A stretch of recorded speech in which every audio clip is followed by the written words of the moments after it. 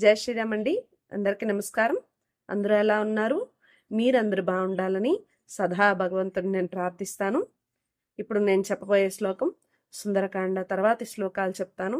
ఇంతకు ముందు వరకు అమ్మవారు ఎలా రావణాసుడితో మాట్లాడాడు, రావణాసుడు తిరిగి ఏమని సమాధానం ఇచ్చాడు అంటే, రాక్షసులు ఎలా అయినా సరే సీతను ఒప్పించండి నాతో కలిసి ఉండడానికి, లేకపోతే సీతను తినేయండి అని చెప్పాడు.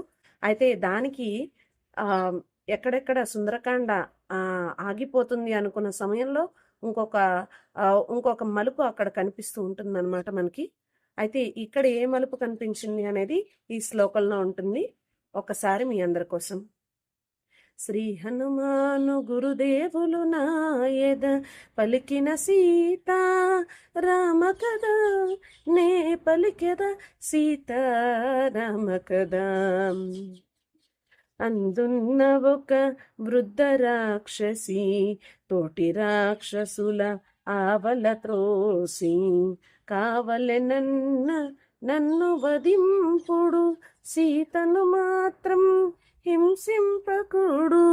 దారుణమైన కలగంటిని నేను, దానవుల కది ప్రళయం వేను అని తెల్పే త్రిజట స్వప్న వృత్తాంతము. భయకంపితలైరి రాక్షసీ గణము.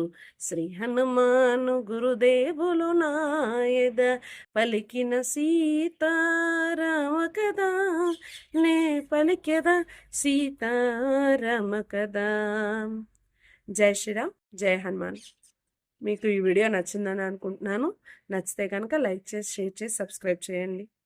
జై హింద్.